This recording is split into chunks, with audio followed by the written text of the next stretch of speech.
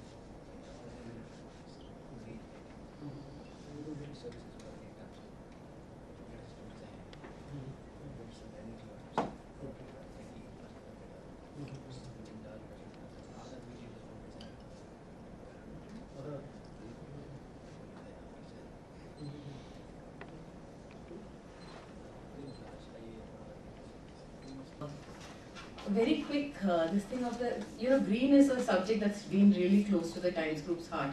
As a group, I think we have been promoting green technologies, green media coverage for a long, long time, way before anybody else did in the print publication.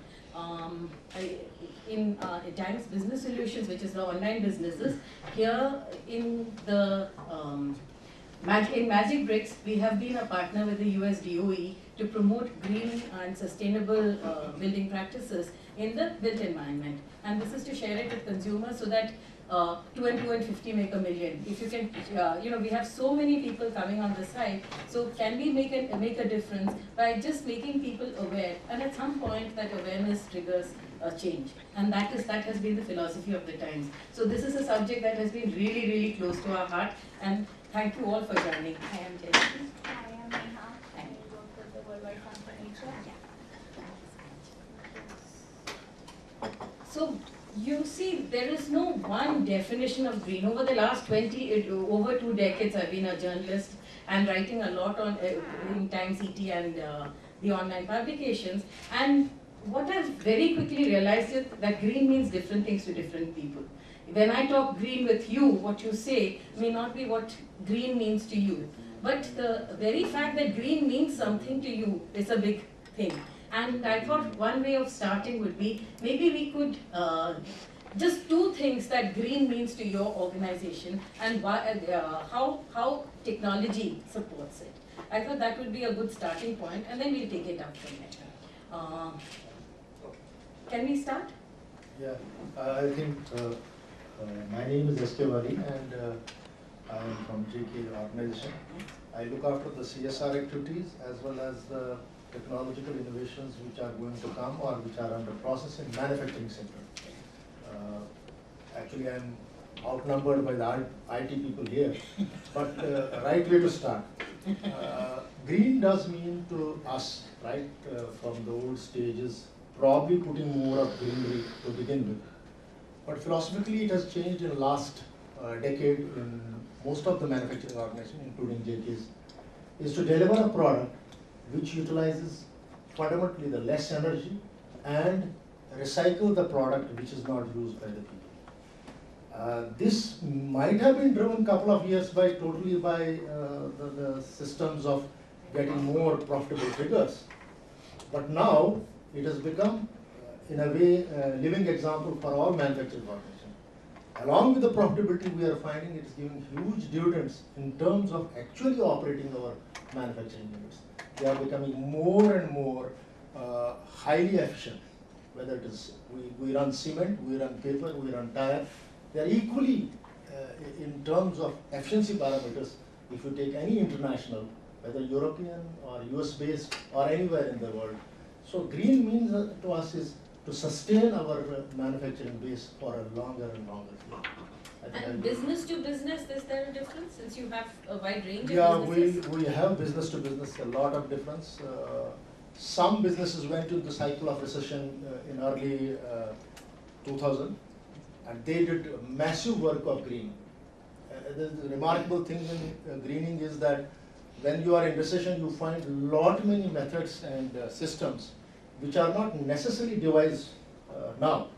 They might have been devised a couple of years back or a decade back, but they found the use during those periods. Like in cement, at one time, we never would think of using a gas going out of the chimney. There used to be a time when Nehru's era, I started from there, that chimney belching the dust was an indication of industrialization and growth. Today, no chimney has dust. Secondly, even in that, what is going out, I generate on a daily basis in a cement plant more than 3 lakh units, which is not a small requirement. It is equivalent to about 35% of my plant's requirement, free of cost. The only investment is 2 rupees a unit, which is the capital cost, which we'll recover within, say, next 5 to 6 years. This has catched up with the industry. And same happens in the paper, JK paper, where we have started the private afforestation, which earlier used to take about 7 or 8 years to come to the fore. Now, with all the hybrid and other research available, we are now producing in a 3 years time, we produce the raw stock for the, and 90% of raw stock is that which is regenerated. Earlier it was reverse, maybe about more than 50-60% was the raw stock which was coming from hardwood. And today no hardwood we can use, and we don't use. It's neither economical nor it is green.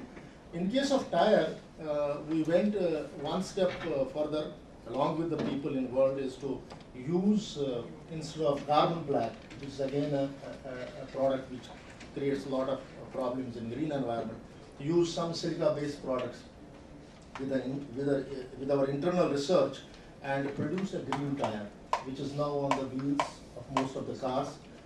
There is a bit of efficiency and operating parameters which takes some time to develop, and I think in the last 1 or 2 years we have graduated to manufacture of the green tires.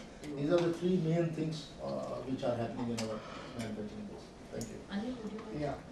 So I'm Anil Veer from Edison Technologies, and we are purely an IT company. And for IT companies, so we are basically made up of 2 major components: people and technology. Right. So green means a lot to our organization. So today, like, we have 11,000 employees spread over various countries, and the green means to us that how you can do more with less.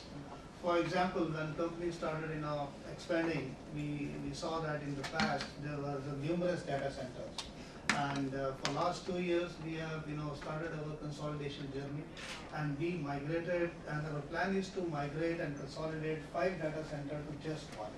So how we can just do with 1 data center across the globe? That means green to us. Secondly, when IT companies grow and you expand, and when you acquire other companies, you acquire legacy too.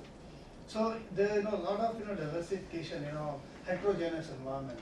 How you can consolidate. So green means to us is consolidation of entire IT, enterprise application, enterprise infrastructure.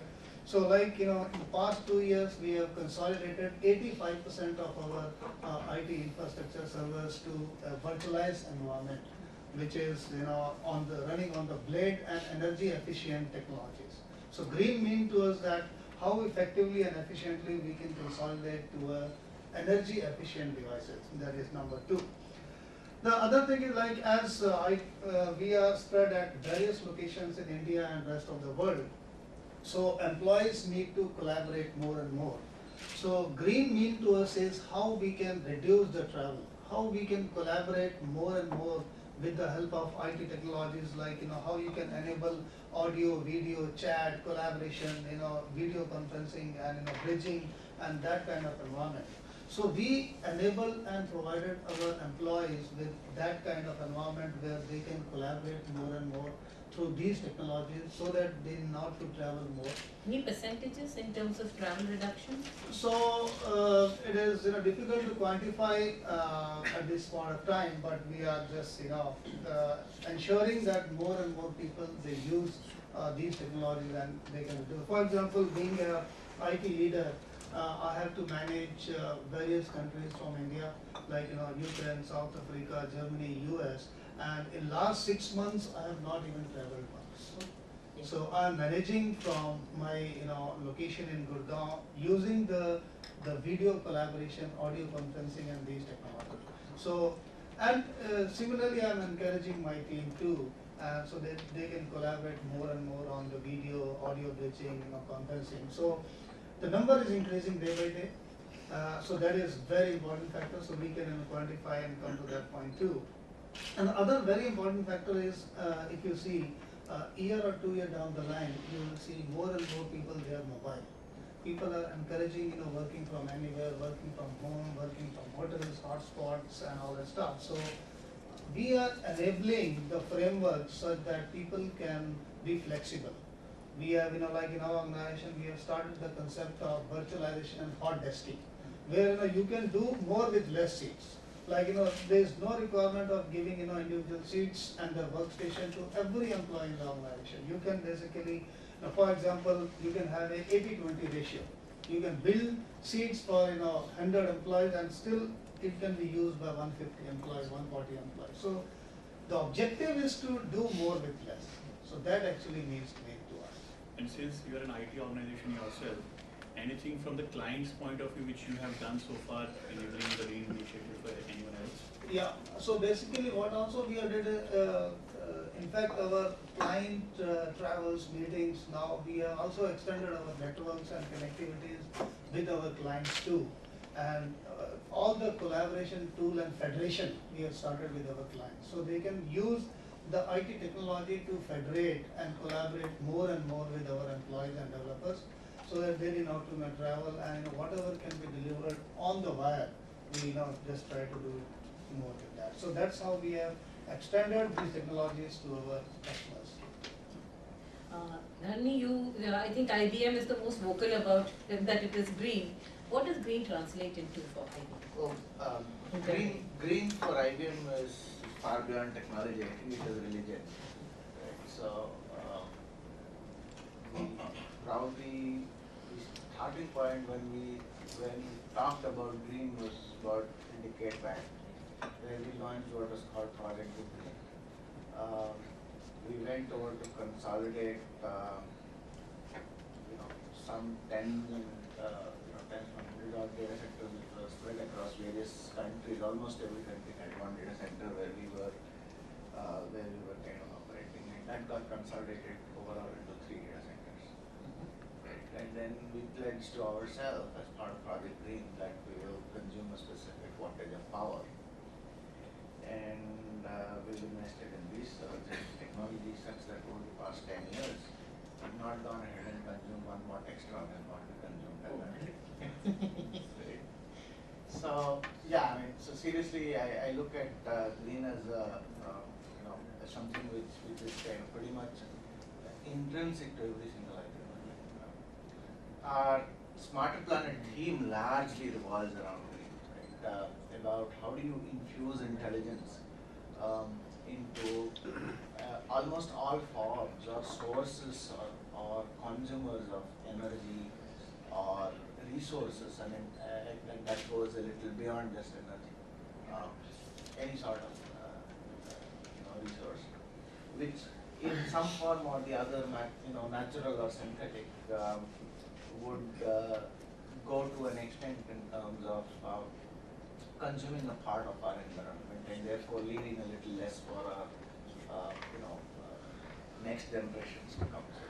And in that effect, we started looking at how do we start enabling the Smarter Planet initiative across the globe. While we've had serious engagement in a lot of immature geographies. In the Indian context, where I see is buildings contribute close to about 30% of energy consumption. And that is one of the biggest challenges which we have, and obviously we are starved for resources which essentially go ahead and produce, which can be used for going into producing. So one of the things which we have embarked on is start building a smarter planet, building by building, right? So that's one thing which we are engaged in. Only building or retrofitting as well? Everything. Right. The starting point is about how do you identify positions or points which are guzzlers, or how does that really kind of help translate into less consumption of resources, right?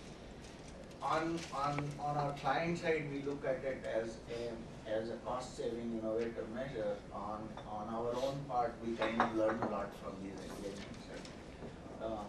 So a lot of initiatives, a lot of work has been done. Some of the work which I may want to relate to is about the work which we did with Ingersoll Rand, where we've done an MOU to kind of help them enable, build a completely green initiative, and they are able to take it to further downstream their customers. Surprisingly, we talk about technology really helping us go green, and I include telecom as part of technology. Indian context, apart from the Indian railways, the next biggest consumers of energy are telecom providers. Right? Next biggest source consumption of energy is telecom towers. One pilot engagement which we did and we've done with managing it is for Bharti Infratel Limited. So when we started off, we kind of thought it would be around 40% saving. It resulted close to about 60+% saving in dollar terminology. What exactly did you do?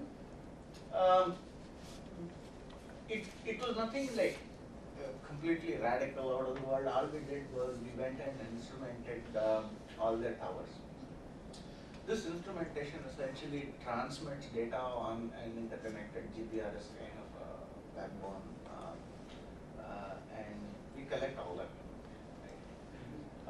And once we collect that information, we run an analytics engine behind it to draw intelligence out of the data which comes from all these sources.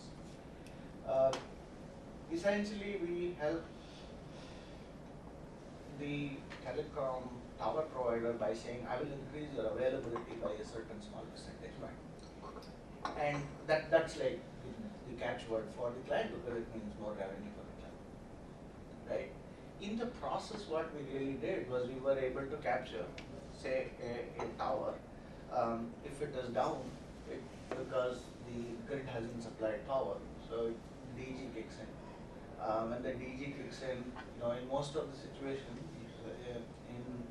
in anxiety that when the grid will fail, you will actually always top up the DG, right? And then once the grid comes back, there is a latent time window by when the DG actually goes up, because you need the operator to go ahead and do the needful switchover, switch back in.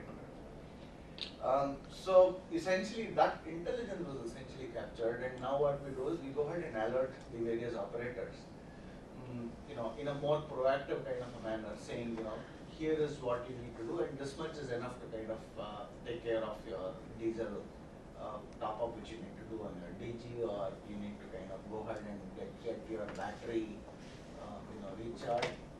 Very, very small thing, a very intuitive thing, common sense kind of stuff, but then it went into the implementation, which really made the difference.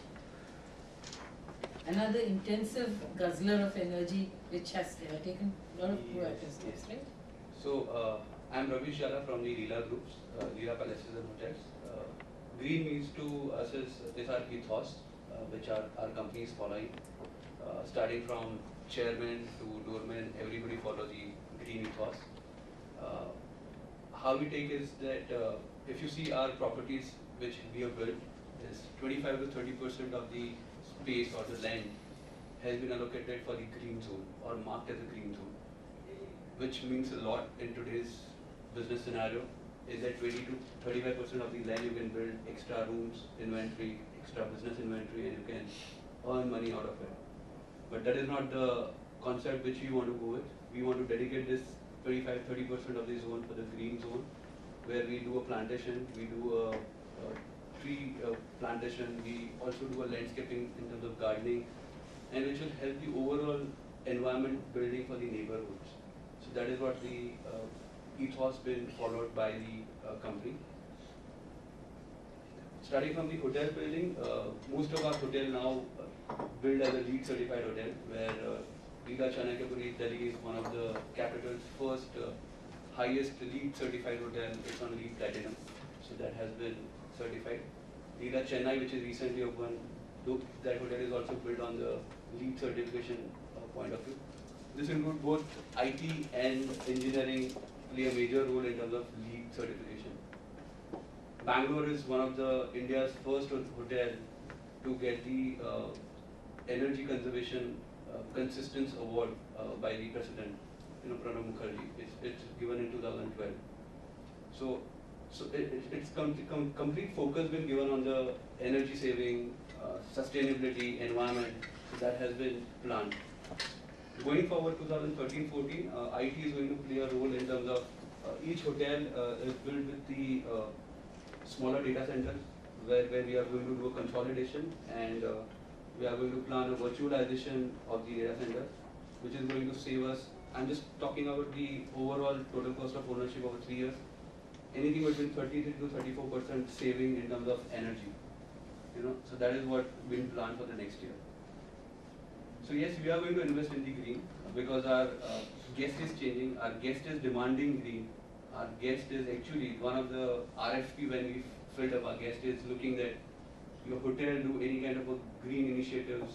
That is one of the USP which customers are also looking when they come and stay with us or they want to stay with any other hotel. So in terms of technologies, what are the technologies you invest in? Do you plumbing, maybe luminosity controls? So the first and so three major parts. Heat, light, power is the major cost initiatives or green initiative we want to do. Anything which is starting from the water harvesting plantation till the LED light fitting into the room. Everything has been studied in such a manner saying that if you build this particular hotel, currently say we have built Leela Chanakapuri, Delhi, the infrastructure which we have built, it's completely different compared to what Leela Chennai has been built. It's so much thought has been involved that okay, if we use a LED lighting in this room, how much water it is consuming, versus the Leela Chanakapuri when we are building, if any new technology comes in the market, let's adopt that and let's save that 0.1 watt also if we can save, let's do that. So that level integrity detailing been done while the project designing has been done. And wastewater is recycled in your hotel? Wastewater is recycled, rainwater harvesting been done. We also do the complete building management solution. So even we know that if the guest is in the room, so if the room is not occupied right now, the room temperature will set to maximum right now, say 25, 26, 28. When the guest is checking in, room temperature automatically come down, drop down. So you save that. So it's a computerized system. It's a computerized. So it's a sensor-based environment which has been created. And going forward, you said you have a 25 to 30% saving in energy right now. Yes. Do you have any targets? Are you pushing the targets now? We are no. So 25 to 30 is currently which we are targeting for 2013-14. Mainly from IT. Mainly from IT. This is mainly from IT. That is a stretch which we are taking. I'll come back to Neha and Srinivas after we do a round with the industry, and then we'll let them give a perspective. Yeah. So green is, my name is Dev Kashi, I come from LG Electronics. Green for us is, it's very basic, part of DNA, our commitment to the sustainability, to saving local planet. So if you look at the way we look at the whole green initiative today, whether you talk about the products that we produce today for the consumer, that also has that basic element kept in mind that how do you make most of the energy saving or energy conservation there while the product is being used by the end consumer. From that philosophy, obviously if you follow it to our consumer, it comes back to our IT enabled system as well. Now, I don't know how many of you, but you would have heard about or would have seen that ad in the media, wherein we have come up with the ACs, which are basically inverter based ACs. We realize many places that there is a requirement of running ACs almost 24 hours. And you don't necessarily need to kind of invest into energy for 24 hours. You could consume some energy, save some energy, and you could get into inverter mode and then run that automatically. Brings down a lot of cost, but at the same time, more than cost, it is more to do with the energy saving or energy consumption. Within organization, there is a strong commitment towards protecting the environment.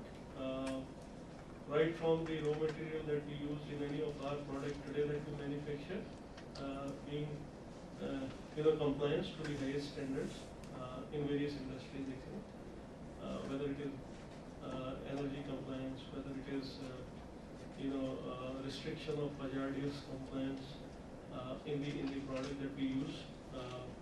So almost everything in that respect. If you look at some of the IT related initiatives that we have taken in the past, and we are working very hard on that, is that we worked on obvious cycle of consolidation and virtualization, right, which has really helped us bring down a number of servers that we had 3-4 years back versus what we have today drastically. Gone ahead and we have worked on data center consolidation as well. Right. What Anil mentioned about telecommunications and all that, that has been put in place, and we are actually reaping a good result out of that. So we did some sort of estimation back almost 2 years back, and it kind of saved us almost close to 20-22% of cost. We appreciate that in a setup like ours, there is a huge requirement of communication with various stakeholders. Just to give you a gist of that, we have a corporate office which is based out of Greater Noida, and then we have 44 branch offices spread across India. And each of these branch offices are basically our sales point, right, and our accounting point, where the communication need is very high. And earlier days, it used to be a physical travel, nothing else. But that has drastically come down now. We have been even able to, we have kind of extended that a step forward, that not only restricted ourselves to just our business environment, but today through the telecommunication, we are even reaching to our trade partners. If there is a need to contact my trade partner today, have a word, right, instead of physically going there, because our trade partners, which are into thousands, are into the deep rural and suburban market. It's a huge cost. Right? How do we cater to that? How do we address that? So we have implemented solutions around that.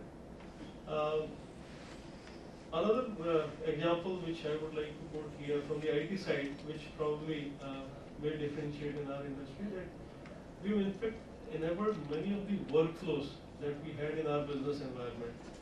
So let me take one very basic example of opening of any trade partner that we used to have earlier. Okay? There used to have a lot of documentation which used to come in from the trade partner to my branch office. From branch office, it used to go to the regional office and then come to corporate for various purposes, go back and forth, and a lot of cycles around it. There's a lot of wastage of paper, right? We have completely enabled it through IT systems, complete workflow management. Okay? All the documentations are submitted at one place and is accessible basis on the right to view that information to the respective authority. And then, on the basis of that, whole approval cycle, not only it has reduced the overall time taken in that approval cycle, but also a lot of wastage of the paper that used to be required at that point of time. So, did a great amount of saving out of there. Couple of more initiatives that we have taken for this year are basically on the management service side. We have embarked on this journey this year. Our estimate is to save about I think 27 to 28% of our cost on printing that we spend not only on the capital side, but obviously we are also trying to address the OPEX part as well.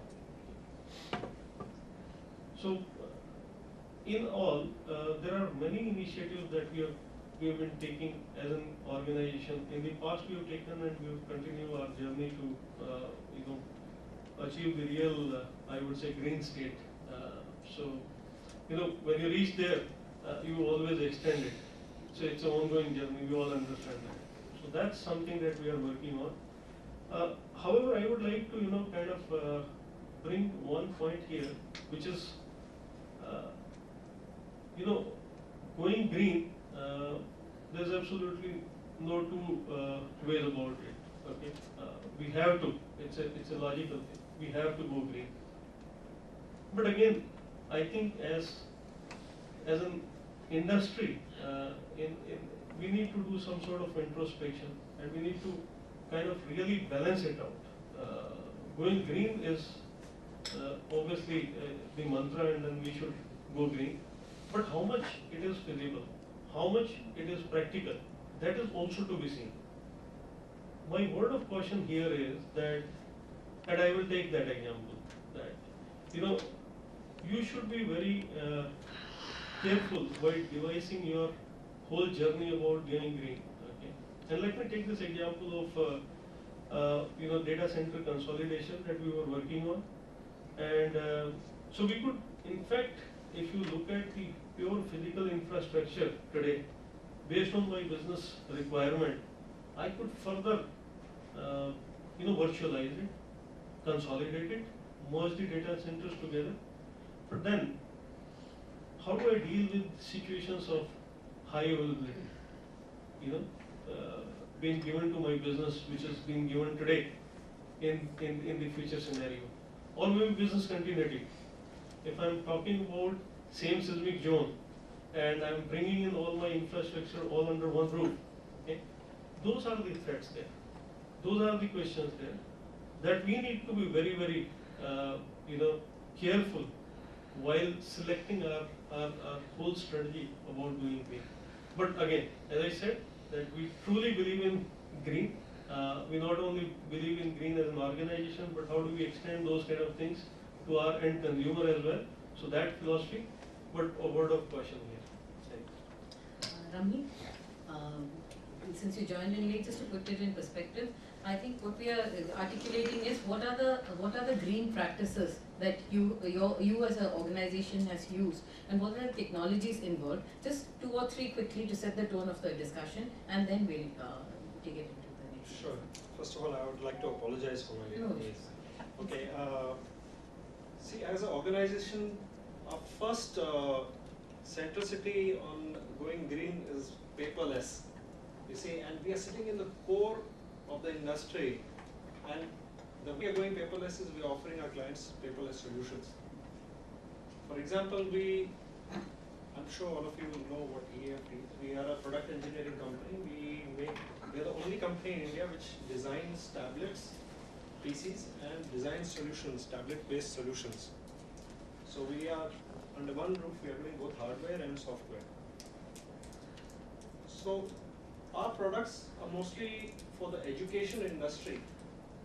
Where we are saying is, please go paperless. Why does a child have to carry so many books, cut so many trees, print so many, make paper, then distribute the books and the burden which the child has to carry.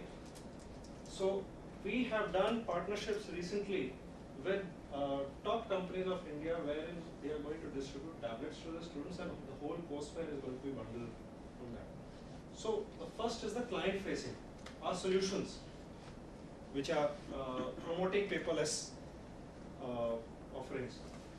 The second is, when we look internally inside our company, well, power, electricity, consumption and all, I wouldn't go into that because we are a very small organization from that perspective. But yes, our CTO is very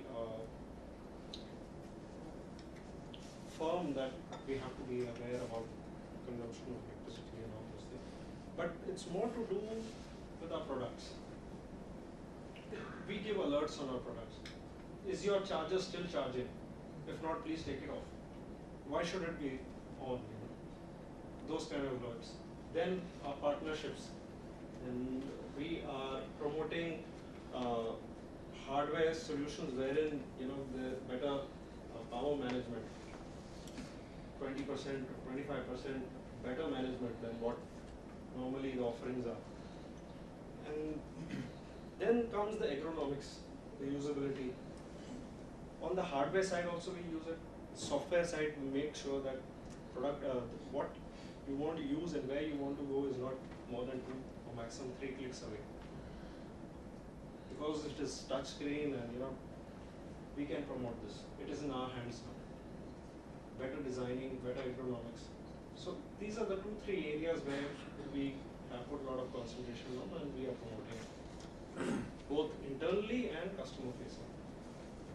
Samir, maybe both aspects. As an organization, what do you do with internally for power saving and what technologies you use? And being a consultancy, you are influencers as well. So yeah, that's why I was wondering which part of this is expensive one. Just to give you a perspective, I'm actually having 2 roles. One, I am senior partner, part of the advisory leadership, which has a climate change practice itself. I also run the IT advisory practice in India, which has a technology part of it, and I'm also part of the global technology leadership. So you I are. see what is happening in Europe and other places which we are not doing. So you are green in a nutshell. I don't know, but I wanted to give a couple of perspectives. One, of course, as an organization, being a consulting organization, most of the points which you guys mentioned, travel, around perspective of using technology to the max, which is a consulting organization, we are forever on the road. So it helps definitely. So personally it helps, as an organization it helps definitely cut down costs, and possibly being an example to other organizations also helps. Definitely when you talk to a customer, the first question is, what do you do? Are you practicing that or not? So when you talk about those technologies, those are things, questions are asked. So as an organization, we are using literally all that, right from teleprisons to energy saving areas to using of tablets, that's a classic part, all that. So yes, to the extent possible, we are doing that. And it does help that we try to get the best practices elsewhere, though some of them we need to be Indian, I think. There are few aspects I can put as a consulting organization, and there are 3 different perspectives. One is, we see the industry as an end user. We see the industry from my personal practice around the technology companies. So technology services companies, product companies, and how the customers perceive that. I have a large government practice, which is in a pretty much influencing situation with a lot of state government bodies and central government bodies and all that, including, for example, the UID, we are the program manager of the whole UID project. So we definitely see that the possibility of the follow-through use of that. We also deal with regulators, and sometimes they come more in the way to not to green exactly that green. Sometimes those conflicts come in the way. And obviously we also deal with the influencer community, right, whether it is NGOs or the media or other things. Right? And we see both sides of the perspective. And of course there is a global perspective also. What are things globally doing? And since I spend a lot of time abroad, so I know exactly what is happening and what is not probably is the issue here. So let's go one way, if I can get quickly. One is from an end user perspective. There are few probably pointers of how industry looks at this whole green initiative. Whether it is Leela you're talking about, or whether it is a hotel industry to a conglomerates to many other things. Bottom line is a paramount perspective. So people may talk about a lot of good words, but at the end of the day, is it adding to the bottom line? That's the bottom line. So whether it is a hotel saying greenery, if the customer likes it, it is liked. So bottom line, every entrepreneur looks at it very clearly. And that's primarily because unlike in lot of developed markets where there is a huge regulatory pressure, there is a huge adverse, let's say a concept called punitive damages. If we don't do it, the effects are so high that there is a non-body, your survival may be at stake, since those things are sometimes absent in India. So bottom line is the primary objective. I don't know whether you've seen that. The second, of course, is this definitely sometimes adds to the brand visibility, especially with the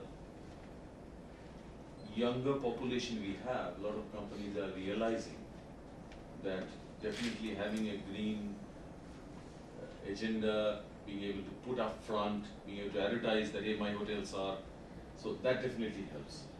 Okay, even the gentleman talked about all the advantages which probably has from a JK perspective. That definitely helps as the younger consumers, more aware consumers come up, so people are realizing that. So that's another effect of the green agenda to the industry. There is a third aspect which probably I have definitely seen that is as a developing country, you know, this new buzzword in the MBA circles is Jugaad concept, right? I've definitely seen that sometimes being, I would say, being able to use this as an innovation agenda to bypass. Instead of a bad word. Instead of a bad word, this actually can help us go for. I'll give a classic case. One of India's largest conglomerates, we actually designed for the GEM, which is the $50 billion conglomerate in multiple industries. A simple thing you talked about are the reports, right? The tablet usage. Now, typically what a CEO does is, you want a report, ask the secretary, can you ask the guy to make a report? You make some changes, the guy does back to the IT department or somebody, he takes another 6 hours to create a report. So actually, they didn't think of a tablet or paper, but the fact is that it helps them speed up the decision process. The approval process, the whole process of approvals and then going through different departments, all can be taken care of in a workflow.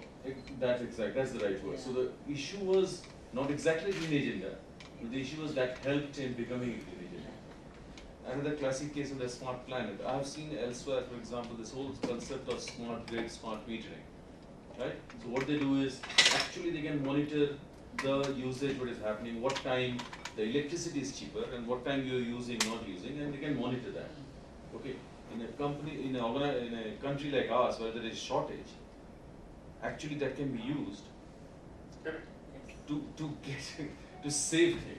So it is actually the innovation is the third factor, which probably a green agenda and an organization can sort of dovetail. In fact, last week I was at the Municipalika conference and they were talking about the water supply systems. And most Indian cities don't have the 24/7 water supply. And one of the critical things that came out was that if you actually are able to deliver the service 24/7, you end up saving water. Because people don't store water, which you then pour out, and therefore you're actually consuming more if you don't give regular supply. So people are you can charge a little bit extra because there's that willingness to pay, but if you can actually make the quality of service consistent through the sustained quality of service, you end up saving huge amounts only because you're delivering it quality and consistently. Right. So This is pilferage of water, Yes. of clean water, Yeah. all that work done, when you only talk about the distribution network, Yes. what is higher than 35 to 40%. 40%. In fact, if you save that 40%, you're not investing again in cleaning more water to potable You see how qualities. the water is transported. We buy water in buildings, and you see how it is transported. It's always falling off. Then the water comes into the households, and then everybody says, "Let's store it. It's coming right now." Yeah. And then when it comes next day, the intelligent housewife, mostly, no offense to anybody, says, I'll store the fresh water, let this go now. Yes. This is what happens. Yeah. Incidentally, what Mr. Ghoshal added from manufacturing perspective, particularly regarding, we have islands of good governance and good viability also in India. Say for instance, Gujarat, smart metering in manufacturing has become a buzzword and is being used. So in the night I buy the same power at 1 rupee 30 paisa, in the day I buy the same power at 6 rupees, and the net cost is still 4 rupees. At the end of the day, you are saving power generation, you are not generating it yourself, which adds to another CO2, millions and tons of CO2. This is becoming common in most of the methods.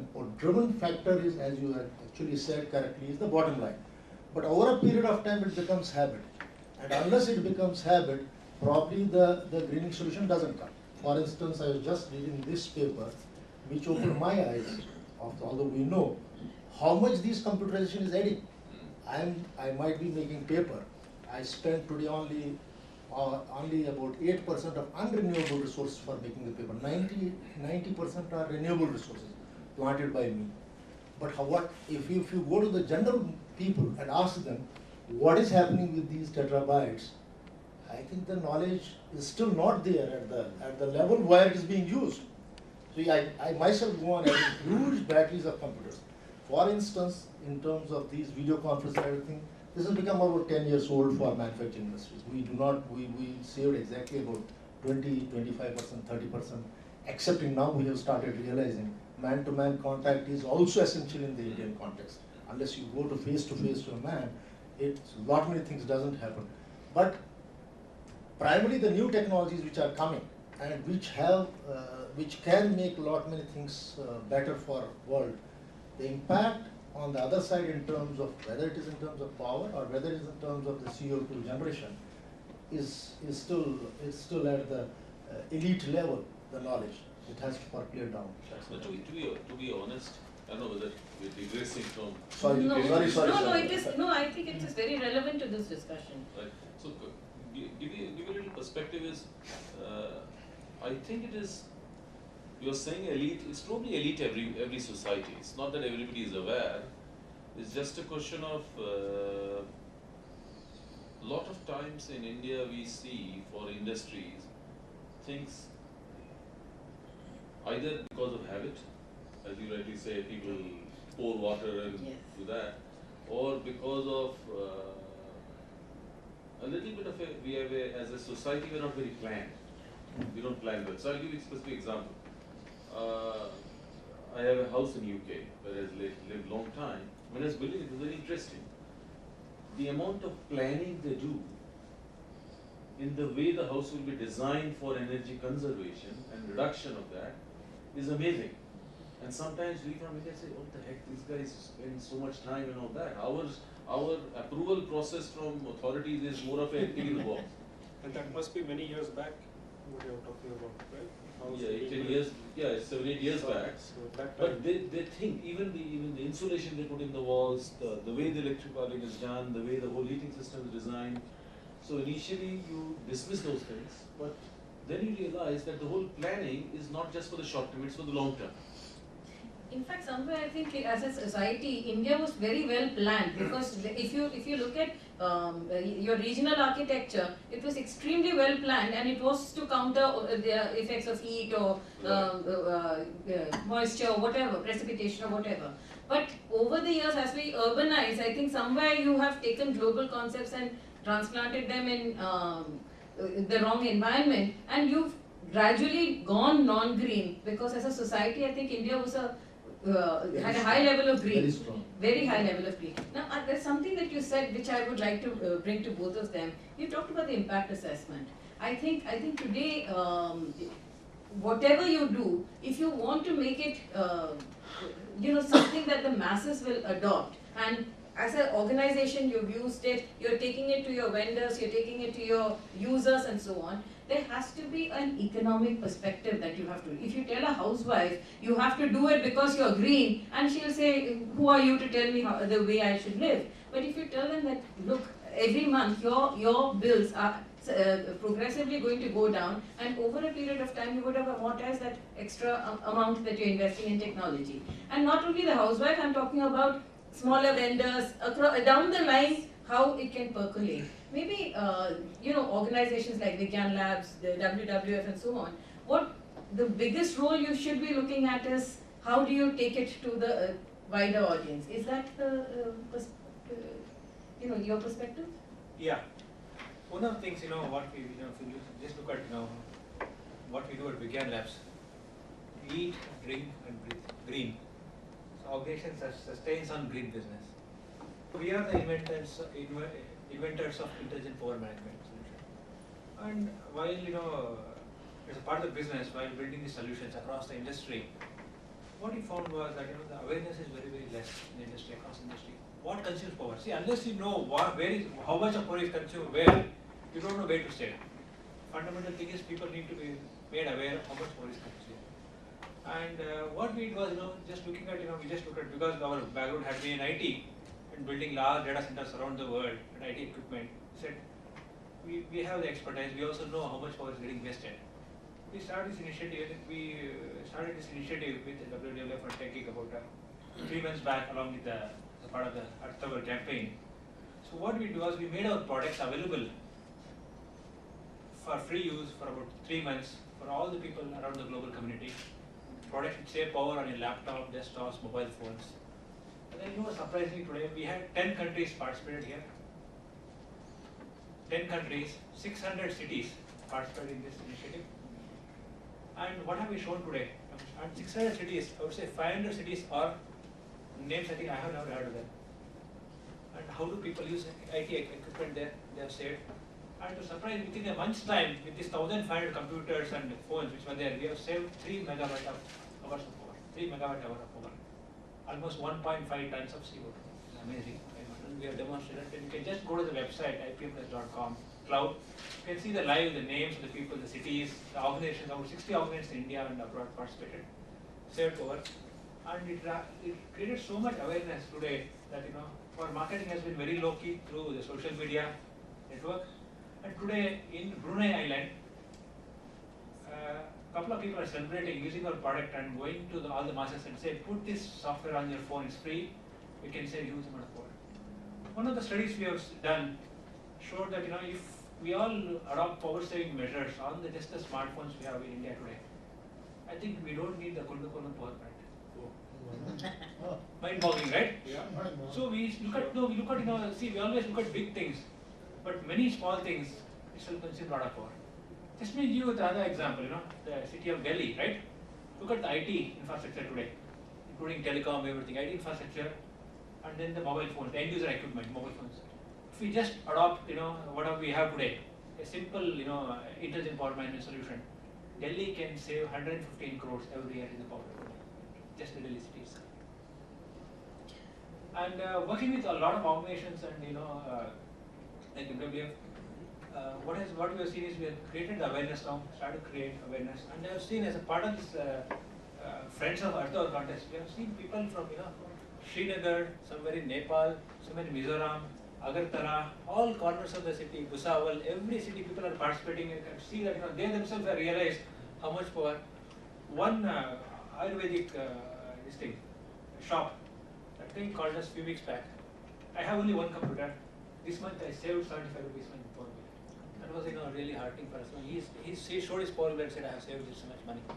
And finally, I think what we have is built products which are sustainable, at the same time which have the ROI. Unless you give an ROI benefit, nobody is going to use it. And that's what we have seen today. That, we have a product today running at 149 rupees, which you can sell at 75 rupees, which you can save 75 rupees per month. Which I don't think any product in the world guarantees such a kind of ROI. So made in India, made at Indian prices for the world.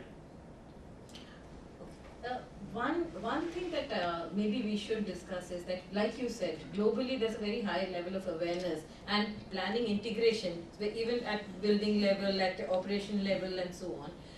Are there technologies that are not available in the Indian context, which is why certain initiatives don't happen? May I give the manufacturing perspective? Please. The industries in which we are, I can't talk about other industries. Globally, say for instance for cement, tire and paper, as far as the cement is concerned, it's the globally advanced industry. Within the last 10 years, cement industry has actually surpassed Europe, US, excepting China, all other places. Primarily because you were in recession. You had to fend for the existence of those companies because you were not making profits. And the solutions have come from ground level, from the people here, or simply even copying at the fast pace what has happened in other places, accepting use of alternative fuels, which is an important component for mitigation of carbon dioxide. But other technologies, even today Europe is struggling for putting the waste heat recovery systems, which is a very important, as I said, about 30 to 40% of power can be actually regenerated from your own equipment, which you are sending to the air, high temperature gases, which in China was existing for the last 20 years, nobody, no, 30 years, and Japan was existing for about 40 years, which nobody copied either in Europe or other places.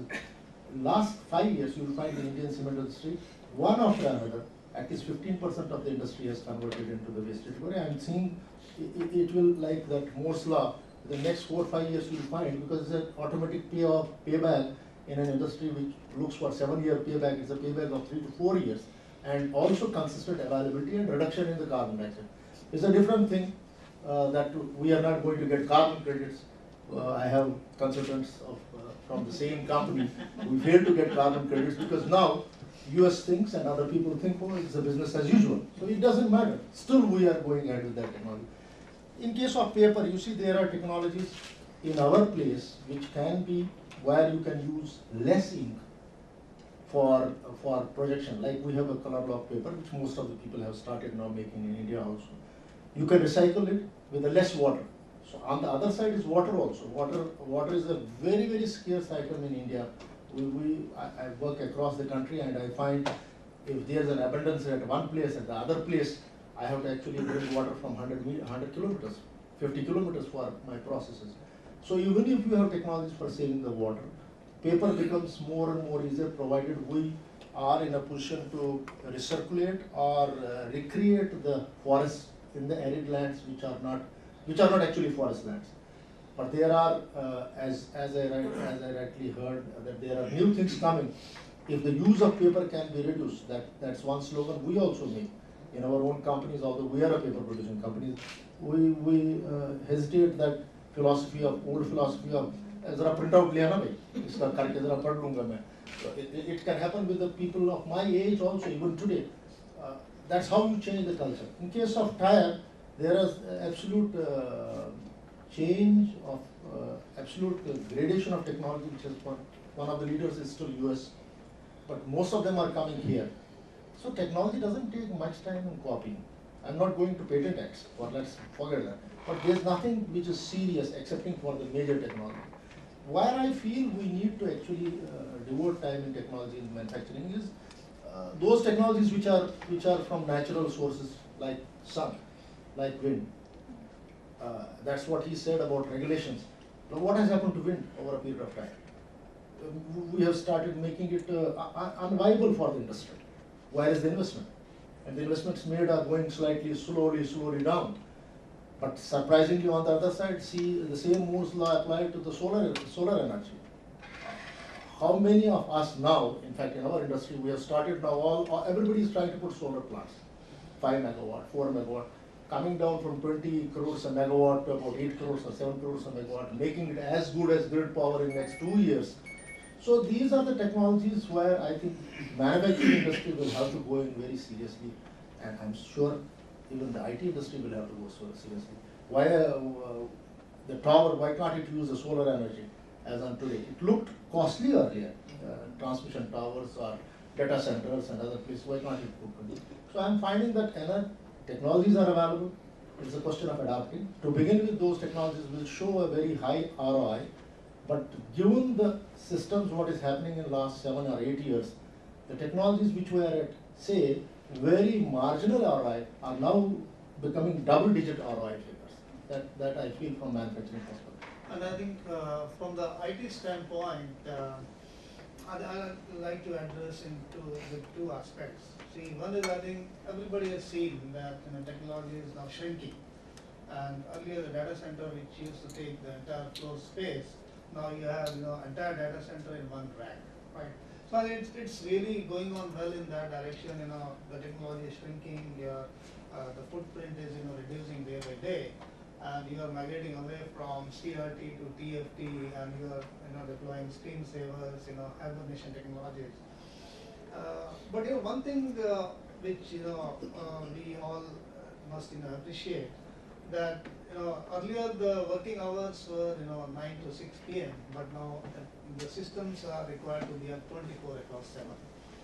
On one hand we have consolidated to lesser footprints, but if you see the systems are now up and running 24/7.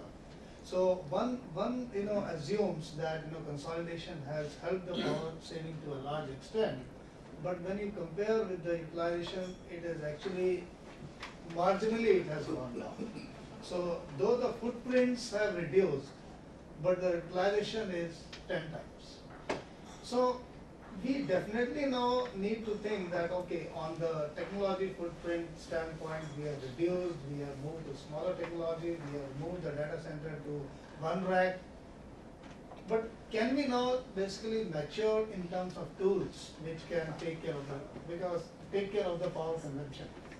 I still feel that the maturity in power saving tools is still not there.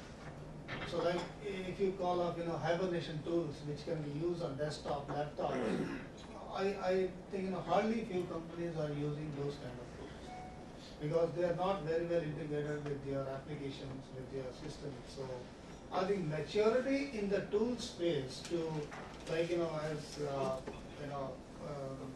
forget the name, Shirini was talking about that they have invented this apps for mobile devices, and so I think we need to really mature on the tools which can be used at enterprise level for the network, Cisco network, switches, routers, enterprise servers, blades.